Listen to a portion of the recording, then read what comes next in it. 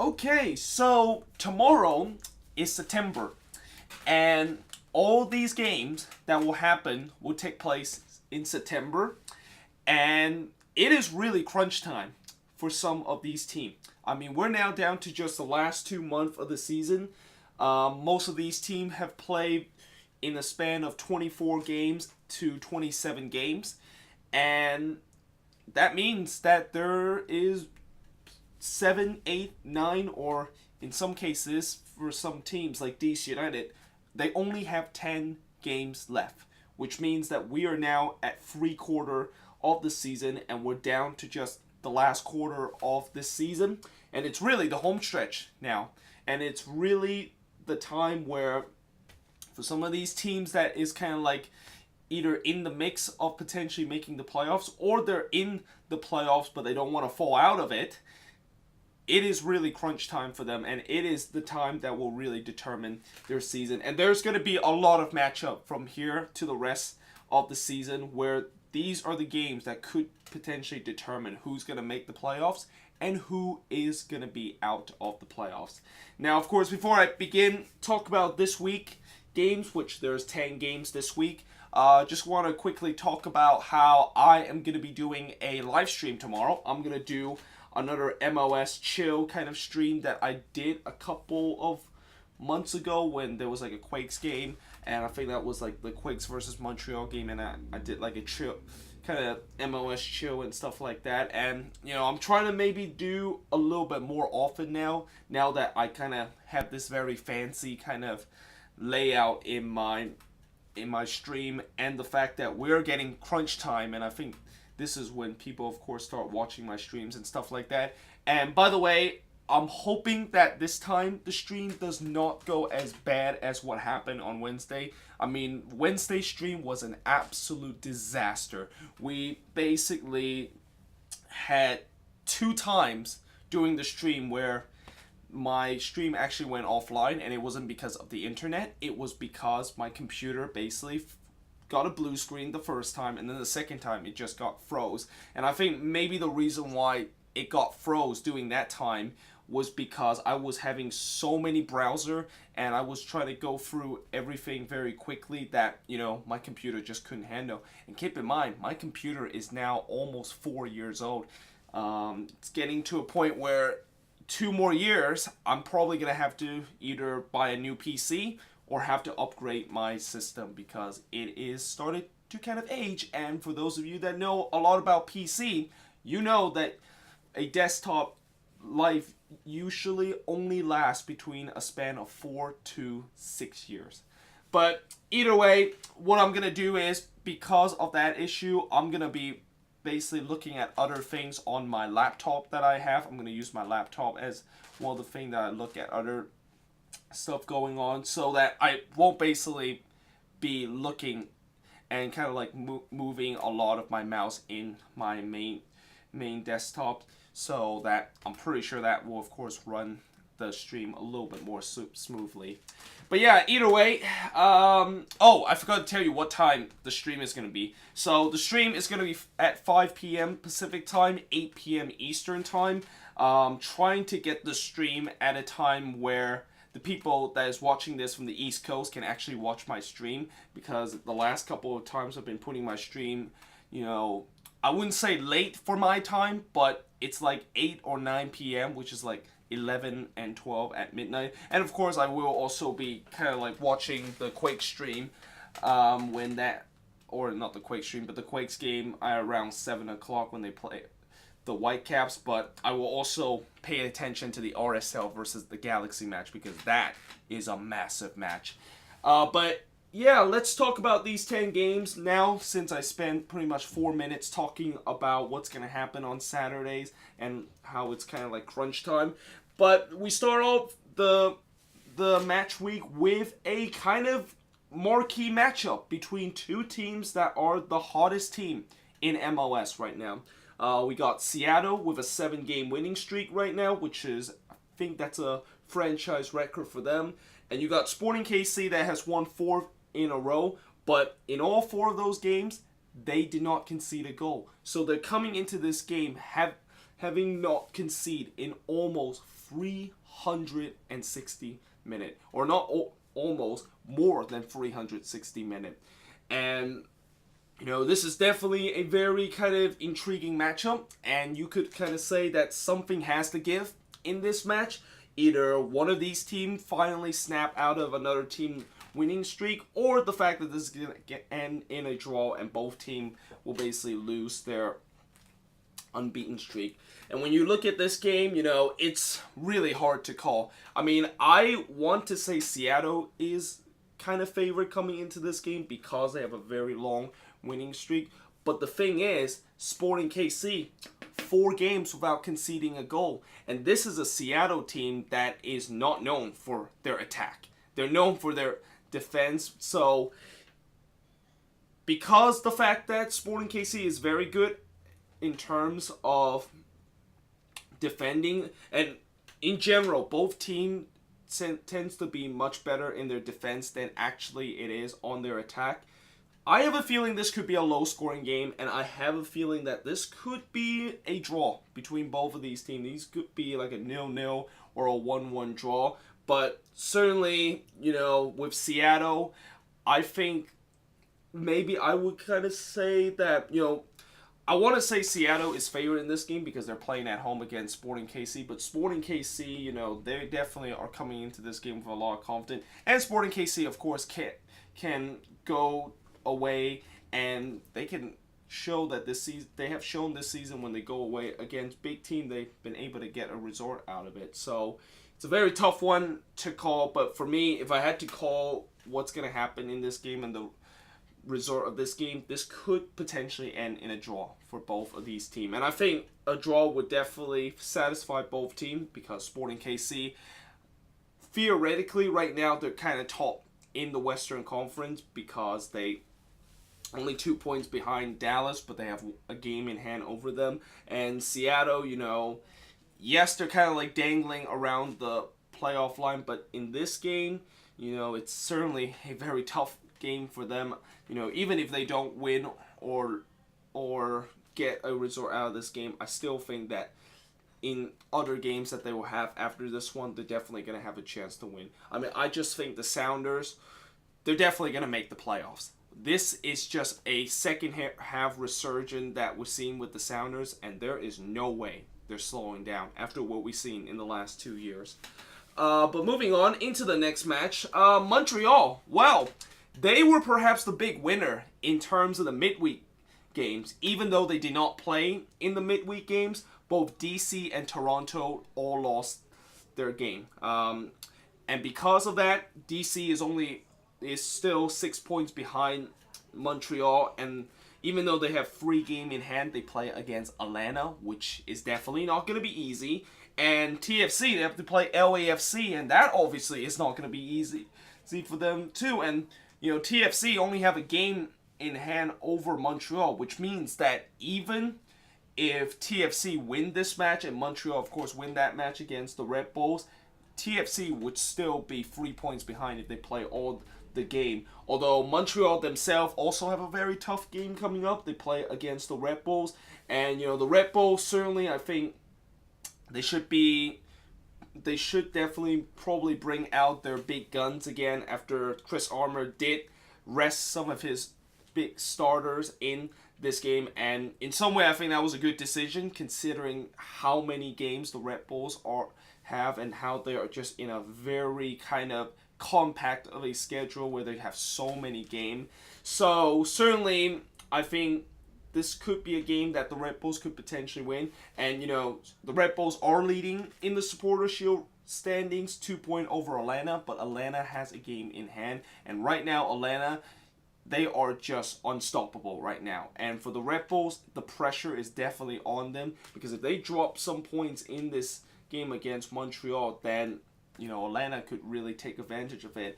And for Montreal, I wouldn't say this is a must-win game for them because if I say this is a must-win for them against the Red Bulls, it's kind of unfair because they're playing against a very good team. But it's certainly a game that they definitely want to win because if they win and let's say DC and TFC lose, then all of a sudden you could say that Montreal is in a very good position to lock up that final spot, and DC and TFC could be in deep trouble of actually not even making the playoffs, even though a couple of weeks ago, and I think last week, it looked like they were in a very good position to catch Montreal. But meanwhile, moving on into the next one, the Revs, of course, play against the Timbers. So, the Revs are kind of the forgotten team that is in the playoff hunt, even though they're actually in 7th place right now. But when they are winless in 8, and they're 4 points behind Montreal, and I think they play the same amount of game as Montreal is, but when you go 8 games without a win, yeah, that is the reason why you are being forgot as the team that is going to potentially fight for playoff. And, I said last week about how that game against Philly, if they don't win that game, they are probably done. And coming into this game against Portland, unlike what I said about Montreal and the Red Bulls and how that is a must-win and how it's kind of unfair. Well, in this one, it's kind of unfair to the Revs to say that this is a must-win for against the Timbers at home, but at the same time, it kind of is a must-win for the Revs because, when you have teams like DC and TFC that has definitely more games over you and they are breathing right down your neck, yeah, you definitely need to win this game against Portland. And, Portland, it's going to be very interesting to see how they're going to do in this game because they have a very short week and this is their 7th or 3rd game in 7 days. Although that win against TFC, that is a massive win for Portland because right now Portland is sort of in a very good position with them being in 5th place, and I think they have 2 games in hand over LA and also Vancouver. So Portland definitely is in a good position to not gonna drop out of the red line in the Western Conference, even though technically I think the Timbers has a 2-point lead over LA and a 3-point lead over Vancouver. But, this is a game, like I said, the Revs, they got to win this one. And if they don't win this one, they're done. They're pretty much done in playoffs. And I think a lot of Revs fans before this game can think that they're pretty much done either way because of how bad New England has been lately. Like, they can't score, and that the defense have just gone completely garbage in probably the wrong time. And they're in a cold streak that they shouldn't be in when it's really crunch time for them.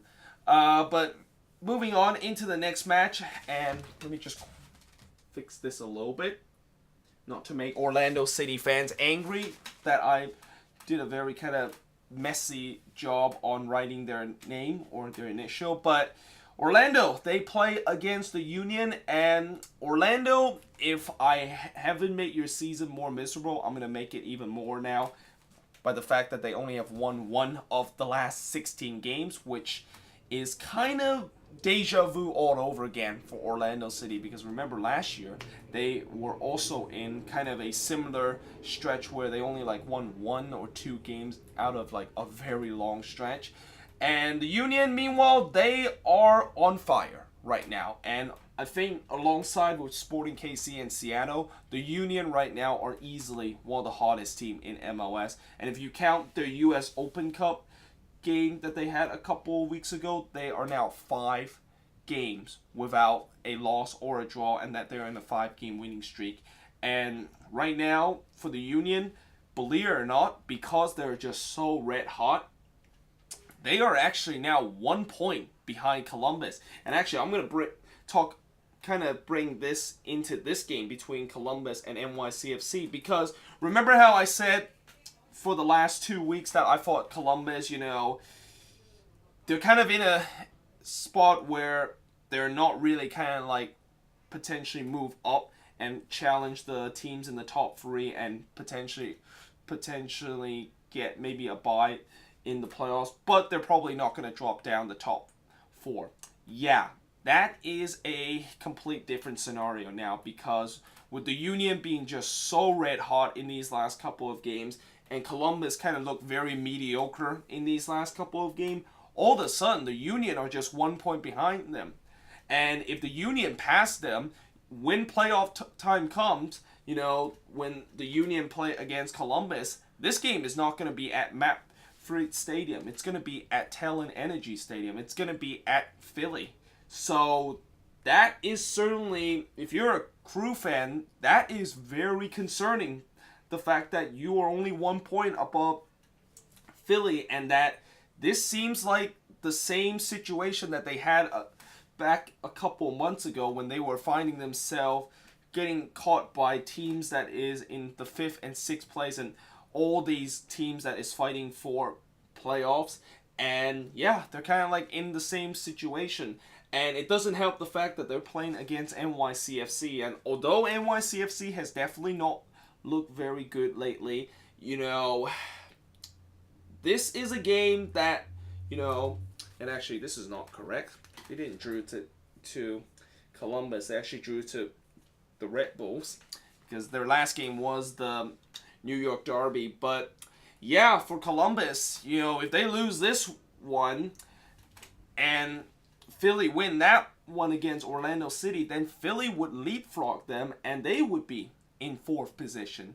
So yeah, I'll tell you what, for the Crew, they, you know, I guess maybe now that they think that they might not have anything to fight for and that their season is kind of like very boring. Yeah, it's not boring anymore. They are actually now very concerned of dropping down to that 5th spot, and that they are actually could potentially in the first round will actually go on the road. And it's crucial for both of these teams to get that 4th position, because the first round that both teams will face each other, you know, the 4th seed team will face the 5th seed team, and you know that 4th seed team will get home field advantage in that one leg kind of game, and you would definitely want to be the home team in that game. So, you know, this is certainly the Crew. They got to pick themselves up and started to win some games, and you know, for the Union, this is a good opportunity for them to get to 4th place and get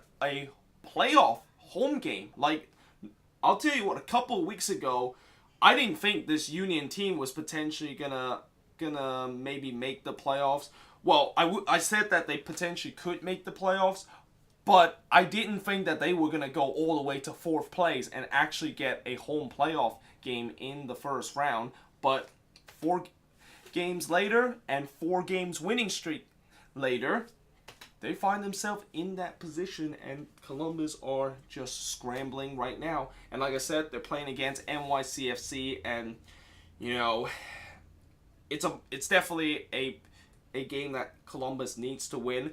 And for NYCFC, they're kind of like in the same situation of what I've been saying about Columbus, of how there are 6 points ahead of Columbus, but they're also, or not 6 points, they're 8 points ahead of Columbus, but they're 6 points behind their neighbor, the Red Bulls, for that 2nd position. Or no, they're 6 points behind Atlanta and 8 points behind the Red Bulls. So they're kind of like stuck in this middle part. Although you could kind of argue that they kind of want to get that 2nd position and get a bye for the playoffs. Although, you know, it's gonna be interesting to see if they can get that. And I just think that NYCFC, with the way that they've been playing, I don't think they're going to actually win Supporter Shield, which is very disappointing for them, considering the fact that they're probably going to finish as potentially maybe 3rd or 2nd again, just like last season when they just fell short of Supporter Shield.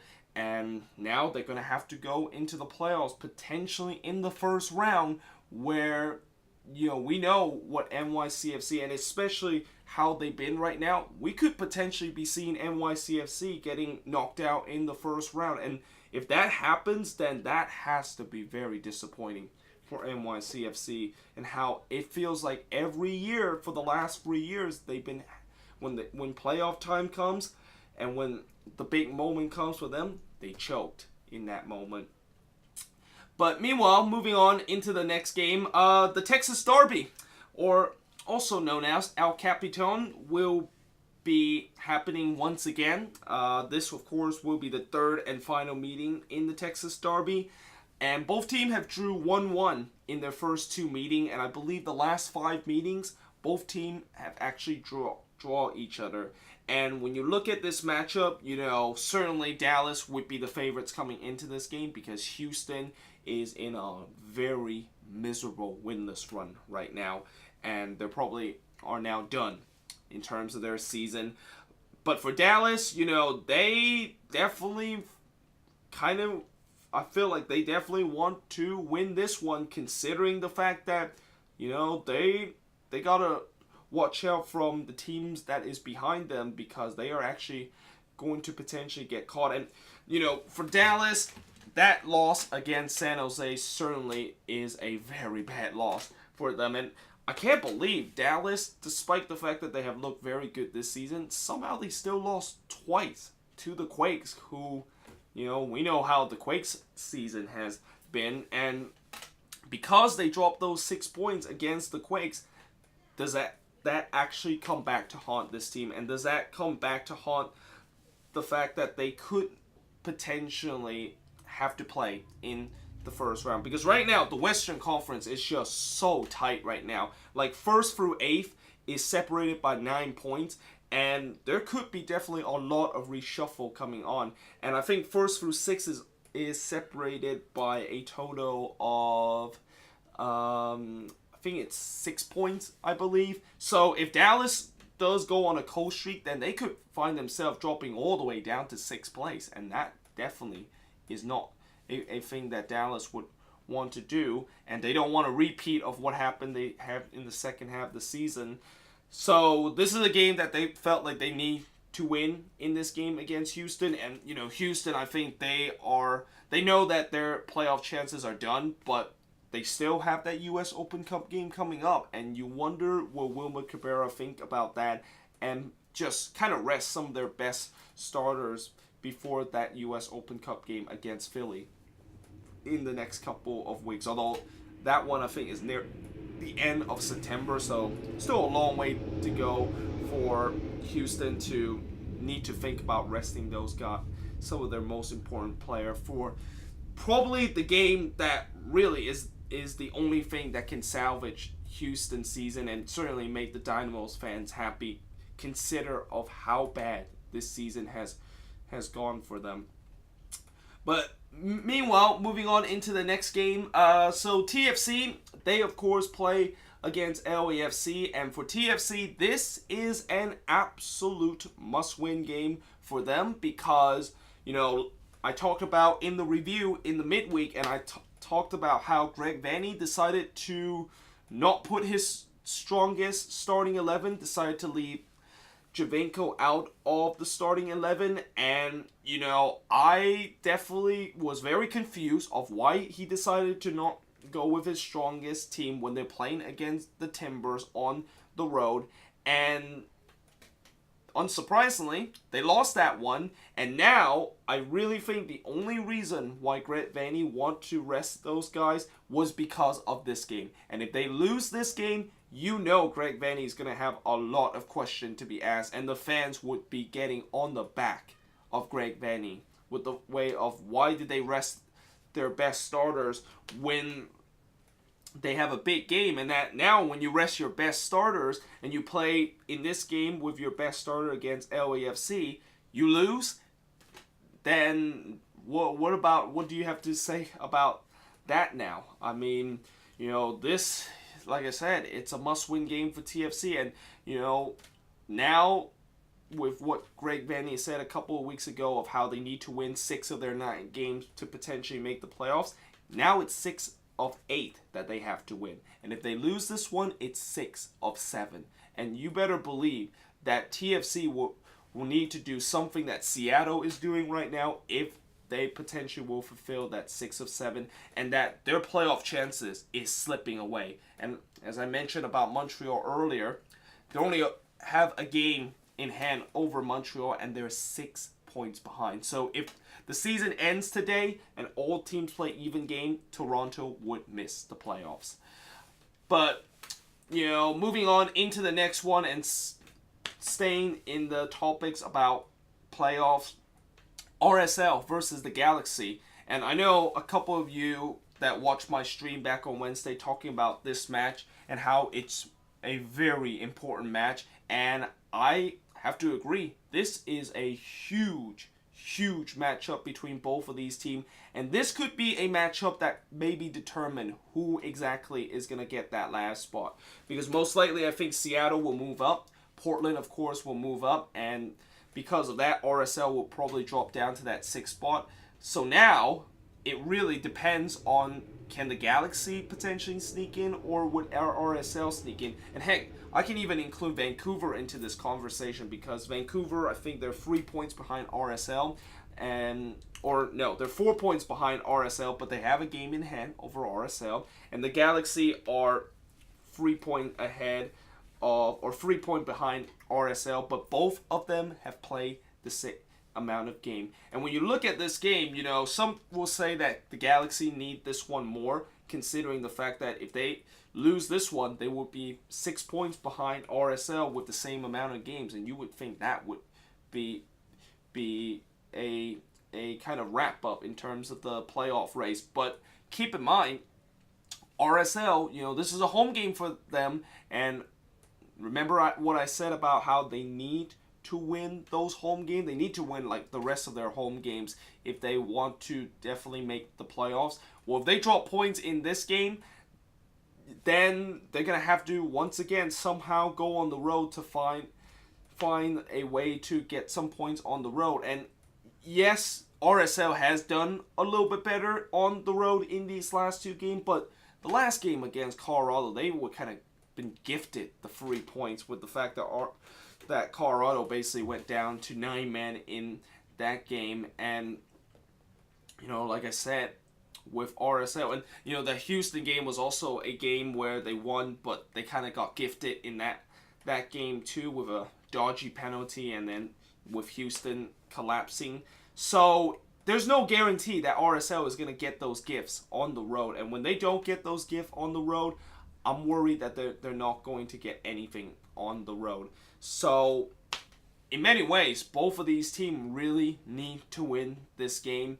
But unfortunately, one of them can only win this one, or it can basically end in a draw in this game. And I think if this game does end in a draw, then this would be really bad for the Galaxy, because now they would be still 3 points behind RSL. And if Vancouver does win, then they would be going down to 8th in the standings.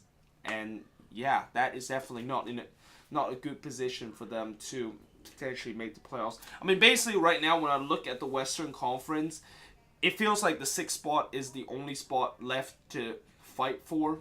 And there looks like there's 3 teams in distance of getting that 6th spot: RSL, the Galaxy, and Vancouver. I think from what I said in the stream, I said RSL would make it into that 6th spot, mainly because I think they should be potentially win their rest of their game, and they have a pretty decent squad on their team, except for the fact that they don't really have a real striker. And the Galaxy, when you look at this Galaxy team and this defense, that defense is going to be the reason why they're not going to make the playoffs. And with Vancouver, you don't know about Vancouver. Vancouver is kind of unpredictable.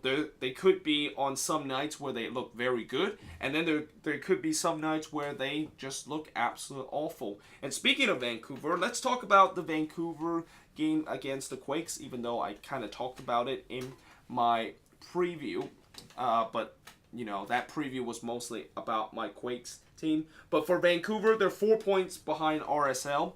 And, I really think this is a game that they definitely have to win against San Jose if they want to keep pace with RSL and the Galaxy. Because if they lose this one and they lose this game at home, it will really damage their playoff chances. And I know they have a game in hand over RSL and the Galaxy, but when you lose to San Jose and you lose to the Quakes, that's definitely not a good thing to lose to a last place team. But they could be, let's say if RSL does win that one, then they could potentially find themselves 7 points behind RSL with a game in hand. And 7 points with a game in hand with 7 games left, that's still not a very good ideal situation for Vancouver to find themselves in. And for Vancouver, they really want to make the playoffs this season, because we know that they will not have Alphonso Davies before this season, after this season is over, and you don't know what's going to happen in the future with Alphonso Davies leaving and how the team is actually going to be. I mean, they got a lot of money out of Alphonso Davies, but I don't know how are they going to eventually spend that money. And knowing that I have heard some Whitecaps fans talk about how the front office are just being awful and they don't really spend their money very wisely, that is a concerning factor with this team, which is why that this is really playoff or bust for Vancouver. If they don't make the playoffs, then they are really screwed. Not now, but also maybe in the future too, where they might not get anywhere close to that position because of the fact that Davies is leaving. And as I mentioned before, Davies is the heart and soul of this Vancouver team. If he does well, the team does well. If he doesn't do well, most of the time that the team doesn't do well. And I know I said that in my match preview today, how I said Davies did not had a good game against the Quakes and they still won. Well, that's because the Quakes basically just completely imploded themselves, okay? And they were playing against the Quakes, okay? So, yeah, finally, moving on into the final game of this weekend, and the only game that's going to happen on Sunday.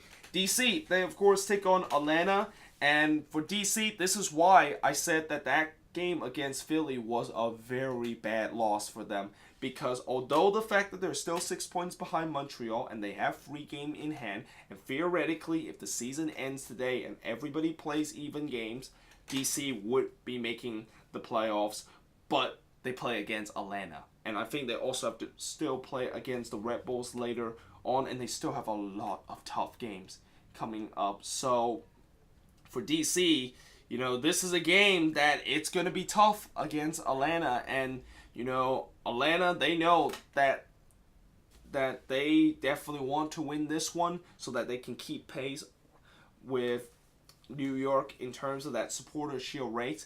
And I have a feeling that they could potentially do that. Consider how good Atlanta is. And don't be surprised if Joseph Martinez is going to continue to extend his streak. I mean, right now, for me, I think Joseph could potentially get, I'm going to say 33 goals that he might get from the rest of the season. I know some people said that he was going to get like 34. Some people said like 35. And then some crazy people said he's going to get like 41 goals in the regular season, which, yeah, 41 goals for the rest of the season. In order for him to get 41 goals for the rest of the season, he needs to score 13 goals in the last 7 games. And I know Joseph Martinez is amazing, but 13 goals in the last 7 games, that is a lot to ask for him to. And especially teams, I still believe